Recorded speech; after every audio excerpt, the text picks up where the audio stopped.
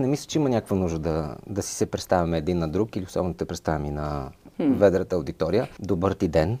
Как си, Мария? Мога ли на ти да говоря? Разбира се, даже задължително. Ето, никой не знае, иначе, но как да е? Добре си? Добре съм, благодаря. Много добре се чувствам в твоята компания, както винаги.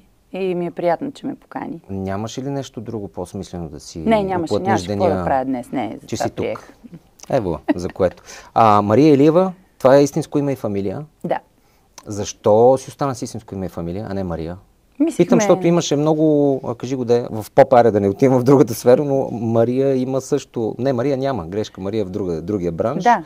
Но, примерно, какво имаше? Имаше Тони, имаше Вики, има... Ама аз бях първата Мария, защото ми се стори, че ако ще си избирам някакъв артистичен псевдоним, трябва да е нещо оригинално. И мислих, много се пренапънах, но не можах да се сетя за нищо. И реших, че ще е такова стандартно представяне.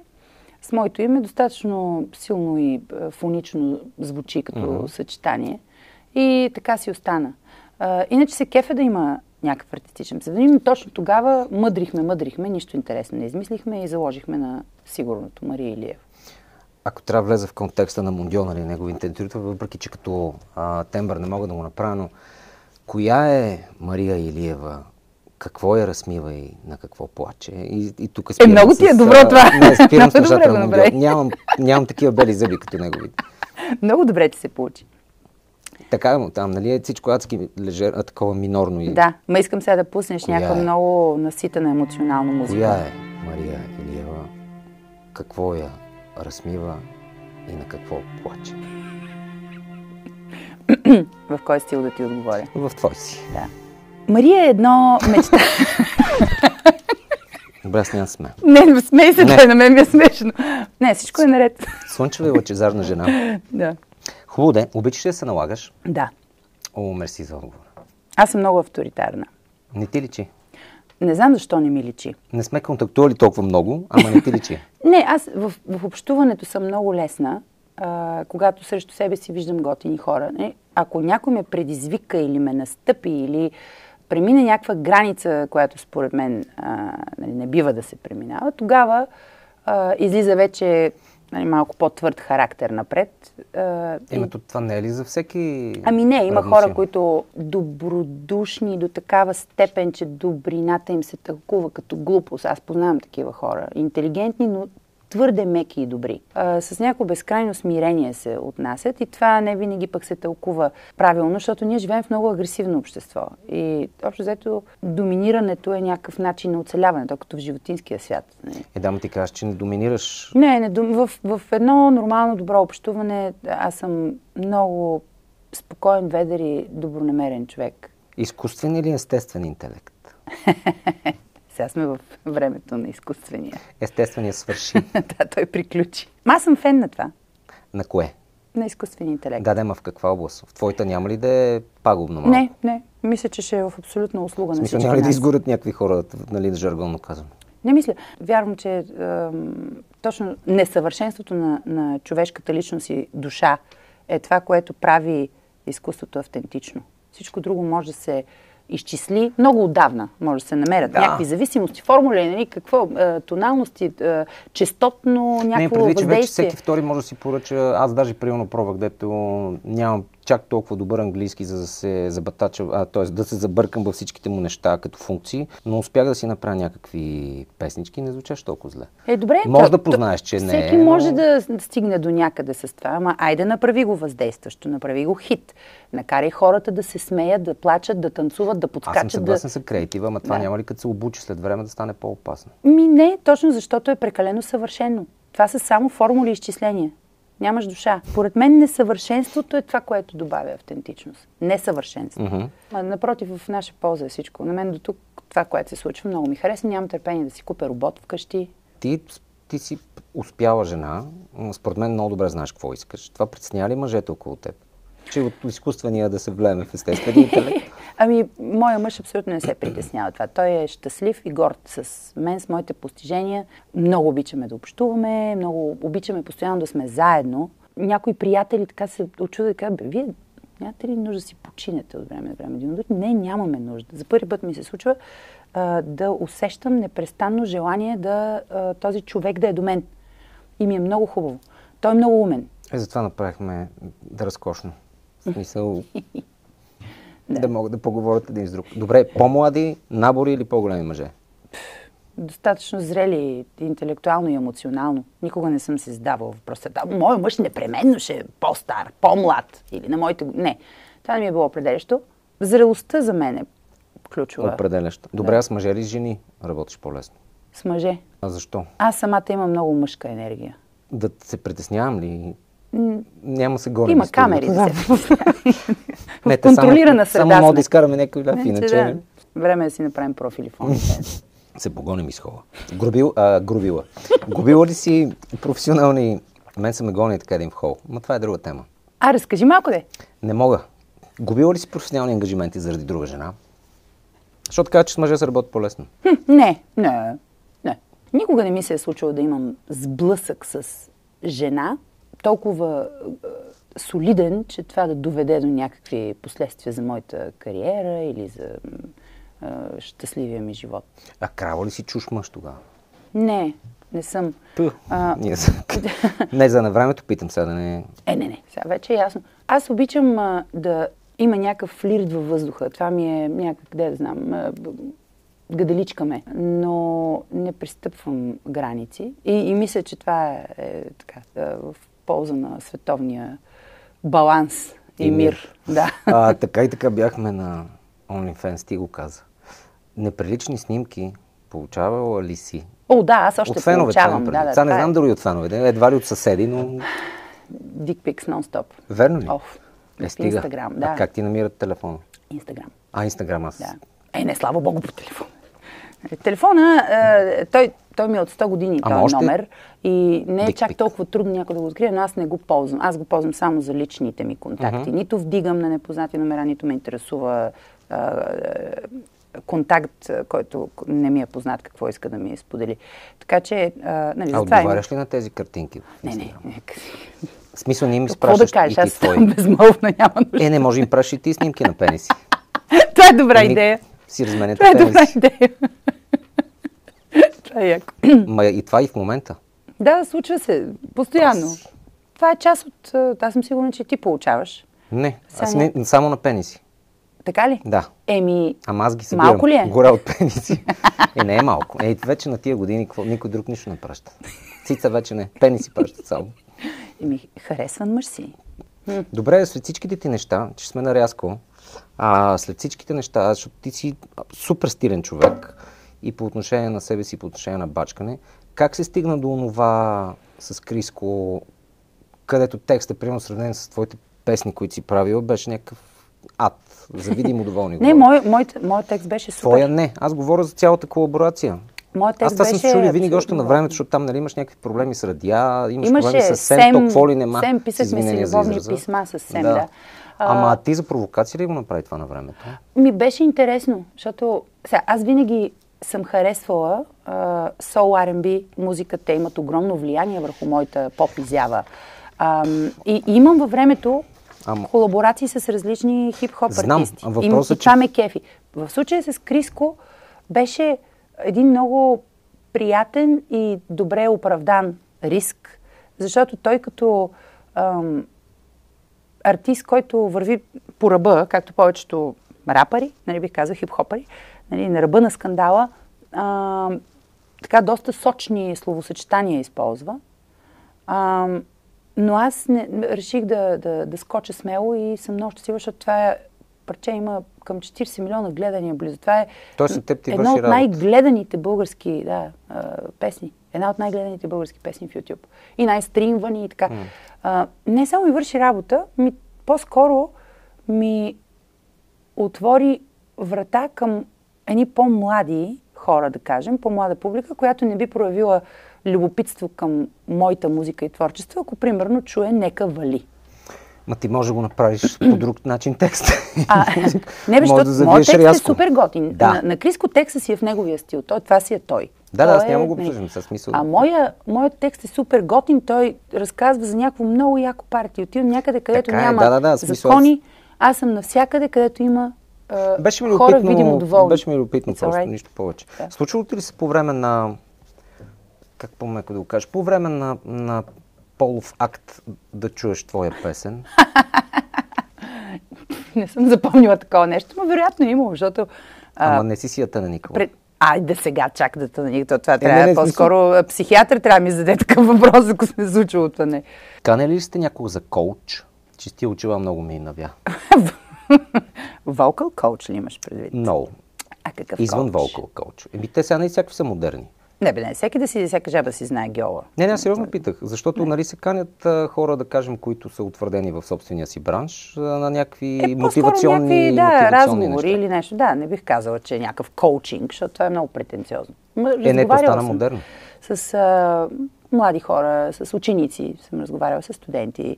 И то по-скоро някакъв интерактивен момент. И те ми задават въпроси, аз отговарям, нямам някакви лекции, които да водя и не мисля, че ми е това някакъв момент, който ми е важен и искам да го правя.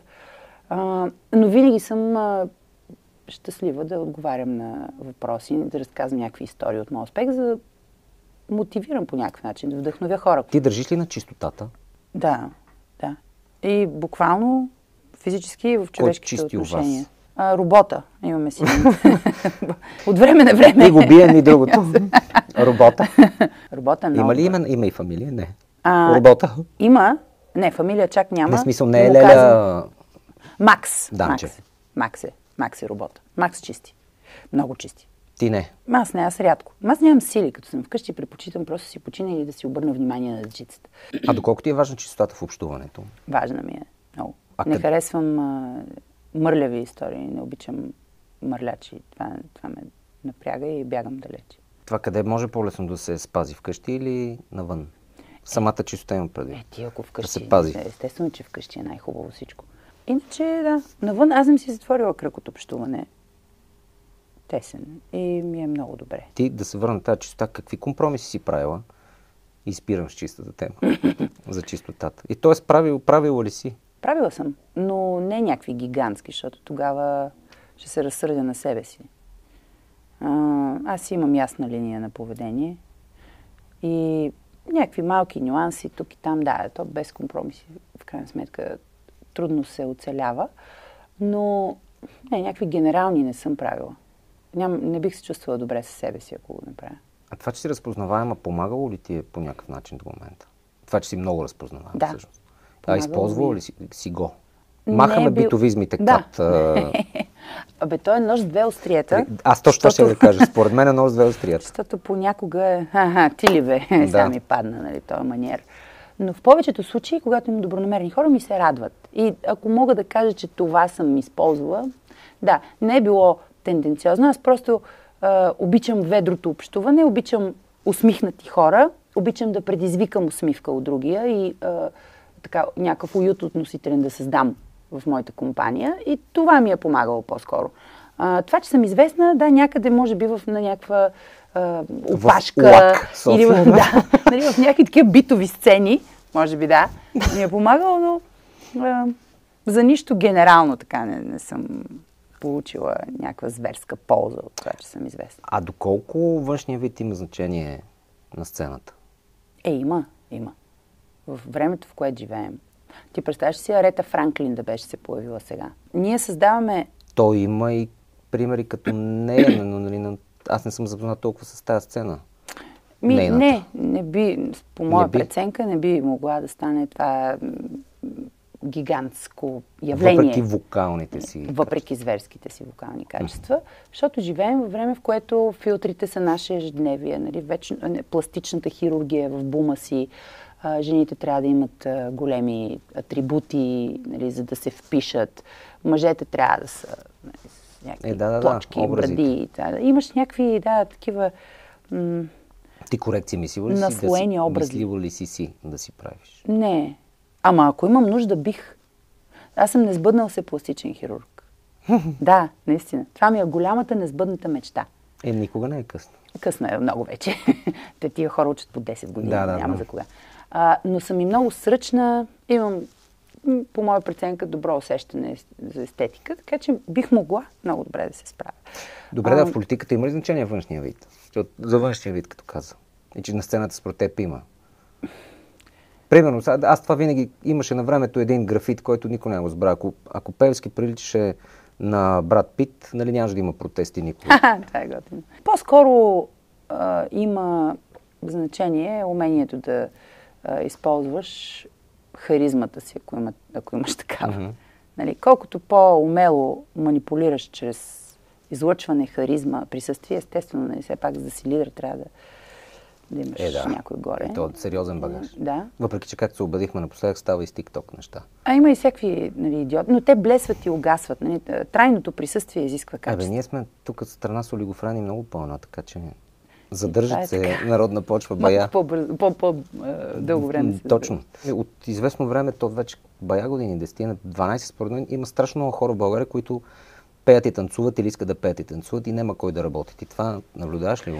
Наблюдавам го. Това е някакъв такъв болесна прехода, който твърде дълъг. Нали, той не е спрял. Той на милия не може да свърши.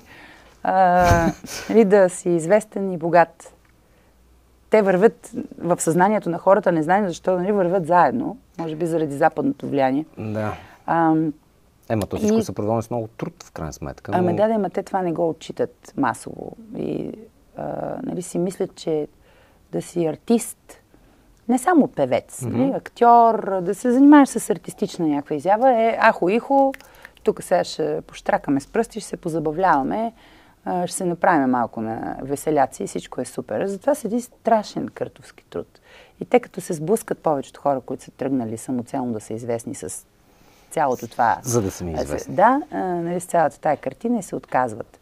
Но действително има някакво наложено такова усещане в нашето общество, че най-лесният път да си богат и известен и той известен, нали, седи там в критериите, нали, да започнеш нещо, да пееш и да танцуваш. Това са другата фаза, да не задълбавам с инфлуенсърството и тия тъпоти. Това пък другото, нали? Просто самоцелна известност някаква, не знам. И аз не го схващам, но такова ни е времето, малко болно. Добре, защо? Сега няма ми се обиждаш, не го към тебе. Цъкам, ама защо... Сега така, като почне да се застраховаш. Прав си, няма какво си извинявам като първолак. Защо селебритата в България се пазят от, примерно, от публично изразяване на мнение по обществено-политически въпроси? Не толкова политическо като окраска, ами да изразят позиция по важна тема. Аз изразявам позиция. Не, аз вакам, не към тебе, просто ми е интересно ти какво мислиш. Теми, които не само ме вълнуват, ами все пак се чувствам подготвена. Защото политиката толкова не ме вълнува, толкова ми е противна като занимание, не познавам политическите процеси, не искам и да ги познавам. Знам, обаче въпросът е, че плащаме данъци, ти плащаш много, предполагам, и в крайна сметка трябва да изискваш много до някаква степен. Има, ако ме питаш как примерно гласувам, ще аз гласувам. И аз, да. Избирам си личности, които са ми симпатични. Аз почти винаги запознат някой човек. Съм гласувал, колкото и тъбо нали, може би само президент имам пред президентите, които да са били, те не съм бил наясно там. Не ги познавам в лично качество, но хора, които имат лидерски качества и ми харесва как мислят и имам усещане, ако не съм 100% сигурна с личен контакт това да е установено, нали, имат характер и морал, който ми харесва, нали, това са хората, които аз избирам. Какво става след това? Точно ще я те питам. Нали, една друга тема, защото политическите игри в България са ясни и твърде... Те са лошото, че са много битово ниво. Много ме дразнат битовизмите. Примерно да приключа с тази тема за София специално. Ако трябва да се отобщо да мина към някакво частно, София, това ме съситва просто.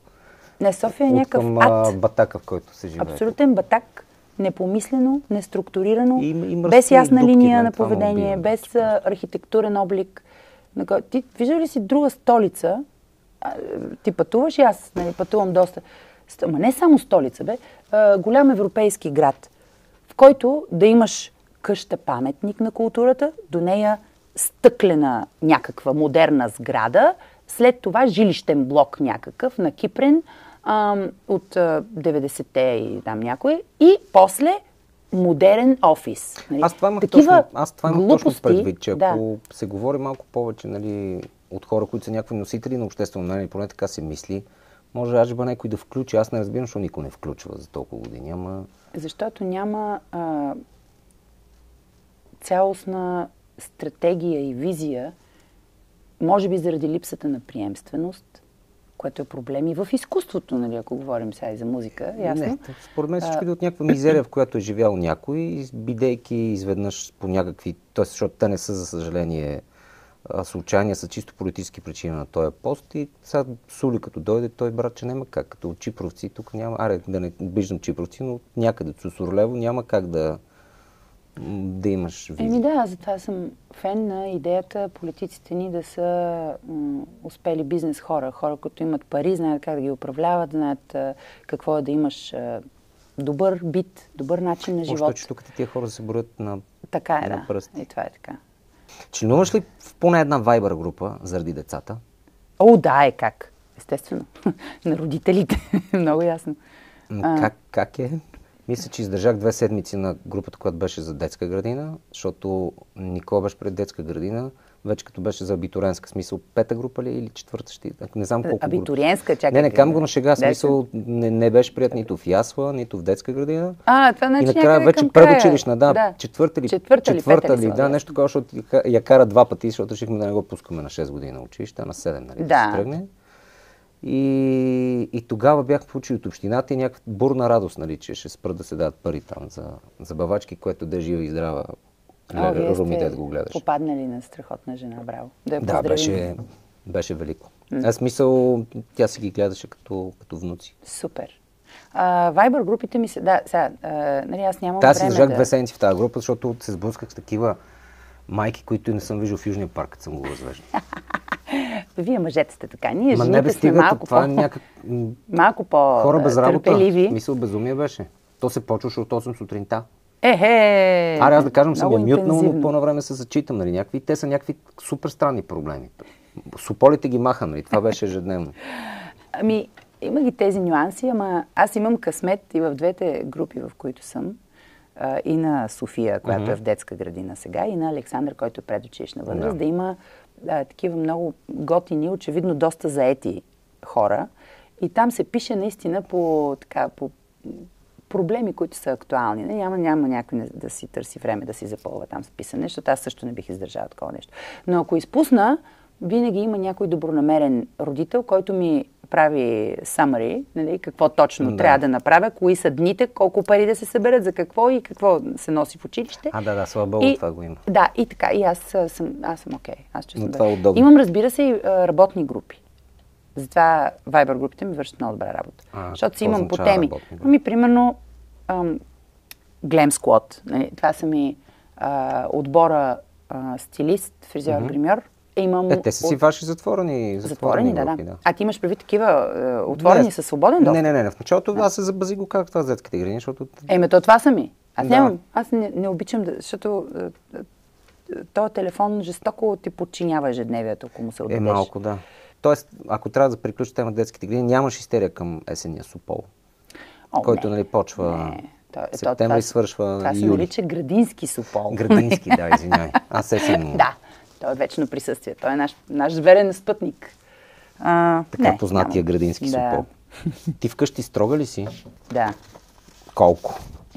Някога повече, отколкото мисля, че е редно, и затова се опитвам да се, самонаблюдавам и да се коригирам. Аз съм строг родител и обичам да има темпо, структура, да се знае какво се прави, защо се прави, да няма излишно лигавене, мотаене и така нататък. Разбира се, това не ме прави груба. Аз съм нежна с децата и постоянно им показвам обич, но искам да има дисциплина. Отиваме към началото. Авторитарни си? Ма не то няма лошо. Сега, чета и гледам разни малки видеа на тема детска психология. Интересно ми е и се опитвам да се усъвършенствам като родител. И аз само четох, му се обърках, честно казано. Що? Не знам, обърквах се в началото. Четох някакви неща от любопитство, защото, нали, нямам 5 деца зад гърба си, за да знам след второто, че другите се гледат сами. Ама объркващо е в началото. Чуих се как се държа, после викам сега, мамо, стара... То няма нужда всичко да... Значи, родителят си има най-добър инстинкт за детето, защото детето си е определена личност със своите специфики. Пичага се държа като с възрастен, което може би да не това напротив, това е супер. Аз много мразя лиготии. Нали, това иски, мен не ми беше удобно. Не. Още на времето си спомням, даже на Войчо ми светло от памет детето и те го носят, нали, един вързоп, вече малко вече по-зряла възраст, по-голям вързоп. И мими, аз го гледах като тупан и не знаех какво да направи. Той ревеше, не искаше да се вижда с мен даже до доста сериозна възраст. Бягаше от вратата. От души, днес ще си го наплашил. Аз стоя и го гледам, нали, откъде знам какво трябва да прави това нещо. Виж как хубаво си възпитаваш сина. Не знам. Това ще се разбере след 14-15 години, според мен, ако не е повече. Не, по-рано. По-рано се разбира, защото после те започват да се влияят повече от средата, която обаче ти интелигентно си насочил и си избрал. Балона. Мисли ли си, ако трябва да следваш от сцена, какво ще правиш, освен да си починеш? Аз толкова, до такава степен съм се потопила и отдала на музиката, че всичко останало като умение ми е минало на заден план. Дано не ми се налага да си променям до такава крайна степен живота, че да трябва да правя нещо съвършенно различно от изкуство. Защото не знам дали ще съм достатъчно убедителна, дали ще се справя добре, а това много ще ме разочарова от себе си, защото съм свикнала да съм добра в изборите си, да съм добра в това, което правя. И ако се окаже, че правя нещо друго, защото ми се е наложило и го правя посредствено, това ще е ужасна причина да си се разсърдя. Ако можех да върна времето назад и рязко да стана много по-млада и трябваше да правя някакъв избор, веднага ти отговарям, че щях да запиша медицина. Това просто, ако спра с музиката, медицината е другия ми път. Не финансите, които така и така са минали. Те ми помагат да съм по-грамотна в бизнеса си. Това е. Вярвам, че човек е добър и оставя следа в това, което прави, само ако е отдаден и ако прави нещото си, което си е избрал с огромно удоволствие. Когато насладата от процеса си личи. Тогава това са успелите хора, според мен. Аз нямам какво да те питам повече. Ако искаш ти нещо мен. Искам да те питам. Не мислиш ли, че е готино да се върнеш в телевизията? И как би го направил? Мен ми се прави едно единствено нещо, то е вечерно предаване, което тук телевизиите не искат да вложат пари, защото им е скъпо, а пък с нещо, което е по-ефтино, избиват повече, казано вулгарно, ама то е така. Да, така е. Ние сме свидетели всеки ден. Да, а пък с разните формати, те пък им носят чисто комерциални успех, защото се гледа от масата. А пък това, което ние бихме, деца вика, искали да правим, то е малко по-бутиково, защото тук, за съжаление, той е балон, за който си говорим през цялото време, той би гледал такова нещо. Така е. Останалата част извън балона не би. Много малка е аудиторията. Това е проблема. Не, то лошото е, че тя не е научена. Според мен тя не е толкова малка. Македония, примерно, е много по-малък пазар от нас. Какви рейтинги правят там? Сърбия е по-малка. Сърбия е страшно. Там има жесток бизнес. Те са много развити. Но да. Това ми се прави и не ми се правиха компромис, защото предлагаха ми тук през последните 3 години, откакто 2 години и кусор, там последната фиаста, която имахме с държавната телевизия. И предлагаха, иначе предлагаха някакви неща. Не, това е яко, ти трябва да си имаш вечерно шоу. И това ти пожелавам. Много ти благодаря. По твоя вкус и с твоя стил. Публиката има нужда, бе. Аз прогледах БНТ заради тебе. И аз. По независещи. Не, сигурно. Аз гледам там Култура БГ, мисля, че да, Култура БГ. Да. Ще ми дойдеш на концерта в НДК на 3 април. Добре. В зала 1. Много готино ще бъде. Така ще посрещнем великденското настроение. Затова избрах тая дата. 3 април колко часа? Началото на април. В 8. Стандартно. Добре. На време ли ще почнете? Или... Ще почне на време. Да. Сега, някакви 10-15 минути толеранс. Нещо на време спомням Галев Сонинга, нали? Група почва в еди колко си и тя час и половина закъснение. И ние висим. Не помниш ли концерта на Мадона? Тя се появи с 2 часа и половина закъснение. Аз не бях. Мисля, че бях на море или нещо подобно. Аз бях и тък му бях тръгнала да си ходя вече и станах от седалката и така тръгнах от сега. 2 часа мисля, че беше. И хоп, и изведнъж тя излезе. Обаче така се раздаде. Единствена... защо е закъсняла толкова? Защото така и харесва. Ага. Тя така си закъснявала за концертите, аз не знаех. Да. Като Петър Път промота, има те избил толкова пари от Мадона. Но така имаше хора, които се тръгнаха и повечето останаха. И тя обаче много се раздаде. Накрая България беше единствената страна, в която тя по време на турнето си беше направила даже не само един, ами 2 биса. Тя никъде в рамките на това турне не беше правила бисове. След 2 часа. Тя си закъснява. То не е било прецедент това. Батиор. Аз няма да закъснея на 3 април. Обещавам. Добре, ще бъда 20 часа. Да. Концертът ще почне на време. Да. Мерси. Не моля. Точка. Yeah.